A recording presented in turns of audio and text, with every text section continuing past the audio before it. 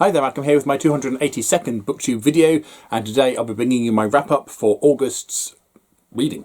So first off, the numbers, and as usual I'm comparing it against the same time of 2024. And so I finished 9 titles compared to 15.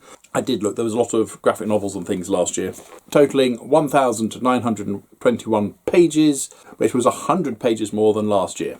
Also managed to listen to 21.27 hours on Audible, which for the first time this year is more than what I did previously, which was only 14.8 hours. So closing the gap a bit, but it's still pretty huge. My running totals are now 21,181 pages compared to 23,139 pages.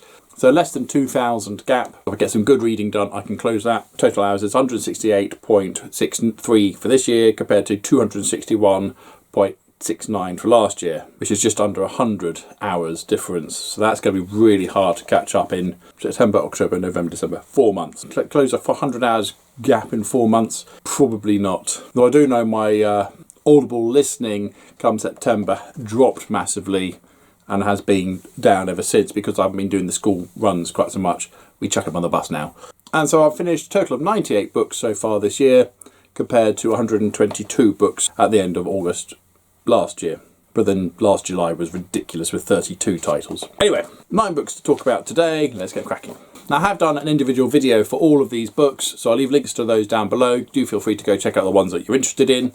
I always appreciate your support there. So I'll just briefly flash these books at you, tell you I've read them, maybe yay or nay, and then move on to the next one. So starting off with The Legend of Luke by Brian Jacks. This is part of the Redwall series, one of the prequel ones featuring Martin the Warrior as he goes to find out what happened to his dear old dad, Luke. Yeah, really good. Took me ages to read though. And after that I then read Buffy the Vampire Slayer Child of the Hunt by Christopher Golden and Nancy Holder, 2 authors who do a lot in the Buffy the Vampire Slayer universe, working together to provide a pretty good tale.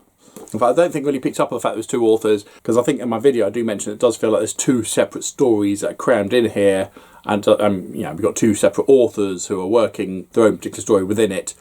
This might have been better off as 2 books. It was a good one anyway. There was almost too much going on in here. After that, I then read Marvel Select Deadpool Pool Party. This is a 2021 back issue. Deadpool's generally a lot of fun. There's a series of short stories featuring Deadpool going up against various different characters.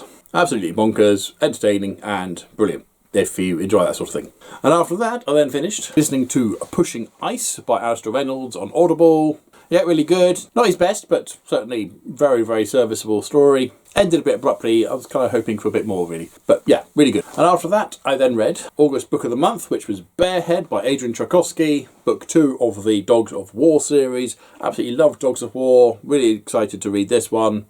Yeah, really enjoyed it. Very different storytelling style, very different to the first book, which I think worked in its favour. Looking forward to reading book 3. And after that, I then finished reading Jurassic Park by Michael Crichton to my wife. The movie is great, the book is far better. Has aged really well in the 30 plus years since it's been published. Do read it if you haven't already. And after that, I then read Hellboy and the BPRD, 1955. Got this from the library. I've never read Hellboy before, so I thought I'd give it a go. Glad I did. Really good stuff. It's just a shame I started with a book that's quite far down the story arc, and so there's a whole bunch of stuff I didn't really know what was going on. That's my fault, not the book's fault. Although there was nothing on the book telling me it was later down the series. And then after that, I finished listening to Constituent Service by John Scalzi on Audible. 2.5 hours of really entertaining fun, set in his 4th District series. Oh, he'd done a short story, and this is tied into the same universe, as it were. Really enjoyable, and would certainly appreciate more in this world. With the New 52, Catwoman, The Game. Yeah, really enjoyed it, although the male gaze is perhaps a little over the top. So had a really good reading month for when I did do reading. I had a bit of a slump, tired all the time at the moment. And there's various interesting things in real life that are causing concerns, so it's difficult to concentrate on reading at the moment. But I think I did alright, and not a duff one in the bunch. So there you go, feel free to comment down below about the books I've shown you. Did you like them? Have you not liked them? Are you interested in them? Are you not interested in them? Everything's valid as long as you're nice about it. Thank you. Don't forget to like, subscribe and other YouTubey things if you want. And until next time, see you later.